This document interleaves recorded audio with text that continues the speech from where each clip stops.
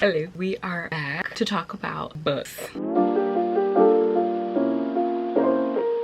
So welcome back to my channel. If you're new here, if you are new here, I hope you stick around and subscribe for videos from me. My name is Isha. If you are new here, hello and welcome. So in today's video, we're gonna be talking about my top 10 books this year. Fair warning, I have been reading slow this year. I have not reached my book goal, but you probably see me talk about these books again next year at the beginning of the year. I don't think I've read a book that's like my new favorite book of all time this year. Wait, that's a lie. I did just say that and I was lying because I just looked down and I saw 2 books on here that are like my all-time favorite and one I have a tattoo for. So yes, I did just lie and that's okay. Let's jump right into this video. So I'm gonna start with one you have heard me talk about without a doubt so many times. If you are not new here and you've watched any of my book videos, any Sunshine, I know I'm gonna reread this book by the end of the year. If not, I'm gonna start next year off reading this book, so I know I'm gonna have a good reading year if I start off with books I've already read. A beautiful book that is following Lenny and Miles. It touches on friendship, grief, losing your best friend, finding yourself again, going through all the stages of grief and friendship, being able to lean on another person throughout one of the hardest times in your life. I love this book so much. I adore this book so much. Perfect top to bottom. Read trigger warnings before reading this book because if you go into it at the wrong time, it might just ruin your life. Not really, but it's a heavier book and I did cry while reading this book. Lenny is a nanny and she's nannying Miles's niece. Miles has like a strained relationship with his niece and sister, so he wants to get a better relationship with them, and Lenny is just like a natural people person. She's helping him become more of a people person when it comes to his niece and his sister, and he's helping her go through all the stages of grief that she's going through and just being a true friend, ride or die to her. And it is based in New York. I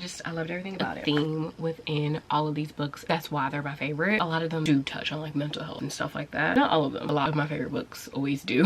With that being said, the next book is Between Friends and Lovers. I always say lovers and friends. I don't know why. I'm pretty sure, like, isn't there a book or a movie, Lovers and Friends? Doesn't matter. This is Between Friends and Lovers. So this one also has a big mental health wrap in here. Also based in a big city. It's based in Chicago. I love books that are based in cities. Personally, my favorite. Well, I also really love small town romance to the point at hand. This is following Joe and Malcolm. Joe she's been in love with her best friend for years, and she's finally at the stage of this unrequited love, move on and start dating because she feels like she's put her life on hold because of this love that she's had for her best friend. Enters Malcolm. They hit it off. Good friends. Like, as soon as they meet, you see the spark and the connection, the way they communicate with each other.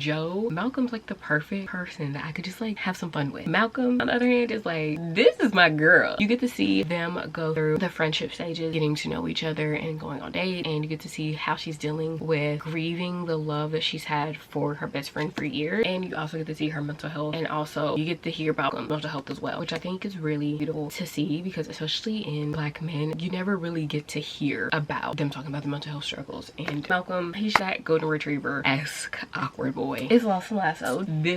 I really need to learn to take the tabs out of my books when I get done. This one is the 3rd book in the Blue Rebel Ranch series. This one is following Teddy by the Spitfire, Teddy Anderson, and August Ryder. August is the oldest of the Ryder family. All of the books are following each sibling. The last book is following, well, she's basically a part of the family, but this one is single dad, August, Spitfire, big personality, Teddy Anderson, right? They do not like each other. They don't get along. They have not gotten along in years, maybe ever. He just thought she was a bad influence on his little sister, which is her best friend's brother. You see where I'm going with this. So he ends up needing a nanny for the summer. Enters Teddy. So she ends up being an in-house nanny, okay, for the summer. You see where I'm going with this little forks proximity. Need I say more? I don't need to say more. The next one I don't have a physical copy of yet, and I've been saying that all year and I still haven't bought the physical copy. Don't know what's been going on. But Indigo. So this one is a post-Civil War.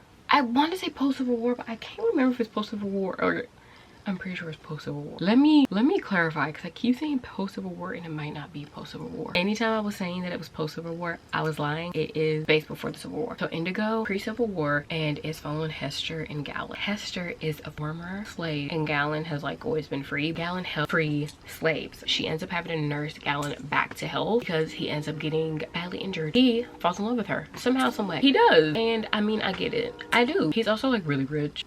and he does everything in his power to make sure that she feels seen, heard, taken care of, and I love to see that. Now this is a historical romance. You get to see the struggle of what people were going through back then as well, which is still kind of like current to today, but we're not even gonna get into that. I adore this book. I need to get the physical copy of this book. Is The Things We Water, which I finally got the physical copy of. I ordered a special edition. I don't think she's selling them without the sprayed edges. I don't know, she might later on. Sprayed edges. Did I spray it? Pretty petty on this book. I did. Would I do it again? Yes, I would. Is a cozy fantasy following a magical puppy, magical puppy's caretaker Nina, Henry, who is the alpha wolf and a protector of this cozy town that Nina ends up moving to. Oh, she ends up moving to this cozy town. Henry, alpha protector, biggest wish she ever seen in her life. She also, like, a requirement for her to live there is for her to get married. That's at the beginning of the book, so it's not a spoiler. It might be.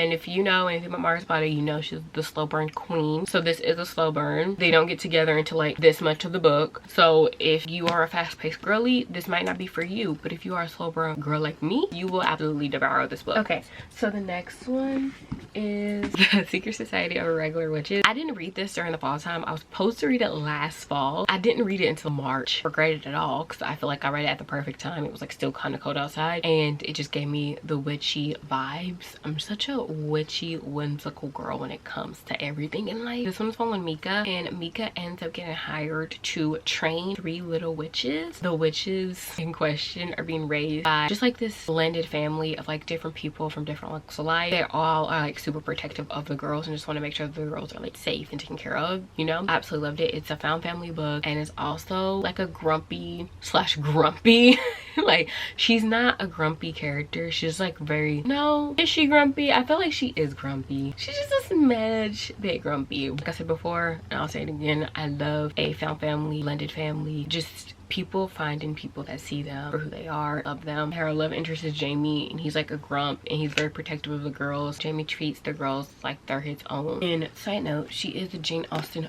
girl. Love her. Me too, sis. Me too. We're on the 4th one, so we only have 3 more after this one. Yours truly, Abby Jimenez. She's the Audible author for me. After I read Just for the Summer, she was the Audible author. I had all her books before I read Just for the Summer, and now I'm having to go back and read all of them. So yours truly is following Jacob and Brianna. They're both doctors at the same hospital. They get off on the wrong foot. Brianna is going through a divorce, and Jacob is going through a breakup. Jacob is transferred to her hospital, so it's close proximity. Well, just like to friends to love her. They're fake dating in here as well. Jacob struggles with anxiety, so you really get to see the way he deals with anxiety, and it's just like a, I'm not gonna say like a real representation of anxiety, because anxiety shows up differently for everyone. I really like the representation and the way she depicted in this book. My emotions were really high after reading this book, and I was like, yeah, I'm gonna get a tattoo for her. I don't think I'm getting a tattoo for her.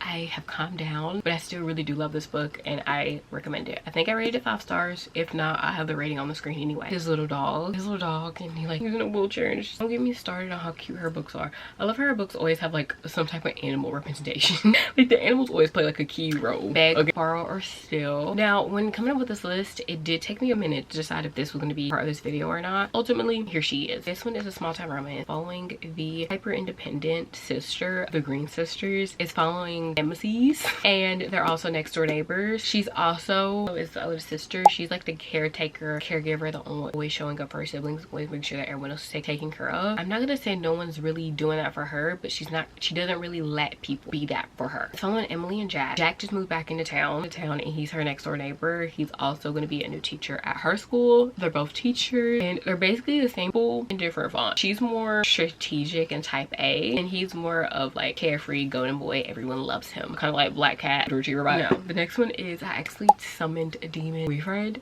This one is on my favorite list because this is one of the funniest good time romance books I've read in a really long time. The paranormal element that I really enjoyed. This one's following Raina. I cannot for the life of me remember her demon boyfriend's name. Raina's done with love, okay? She has had terrible luck dating, and the men in the dating pool is garbage, okay? Drunk one night, she's like, I'm gonna summon a demon boyfriend. Not thinking much of it. She's still drunk, so she thinks she's dreaming. She summons him, okay? She had a time. Love that for her. They have like like a bond, so they're bonded together. Her being in a relationship with him, very complicated and dangerous, and it's just like his whole venture, okay? And I recommend if you're in the mood for a good funny laugh, okay? The last one is a recent one, and I adore this book, and it's Spiral. So I read Collide. Collide has been on my TBR since it came out, and I think it came out maybe last year. Then I read Spiral, and Revolve just came out, so I have that too. I might get to that for the year, who knows? But Spiral is following Ellis, or Ela. It's not Ellis, because I like Ellis, but I'm pretty sure Ela, but I was calling him Ellis sometimes. I like the way that sounds. Anyway, and Sage, okay? He's a professional hockey player. She's a ballerina, and she's aspiring to be on like the big stage, the big ballerina. Cannot for the life of me remember, but she wants to be like the head swan. He is this closed off, keeps to himself hockey player that only really like leans on himself. Like he's very, like I said, closed off. She is also like extremely hyper independent. She's an older sister, and